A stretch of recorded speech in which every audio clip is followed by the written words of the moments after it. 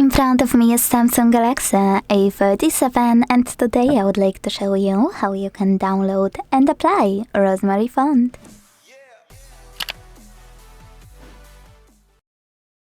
Firstly, open Settings, then scroll to click on Display, and when you're ready, scroll again, this time to click on Font Size and Style.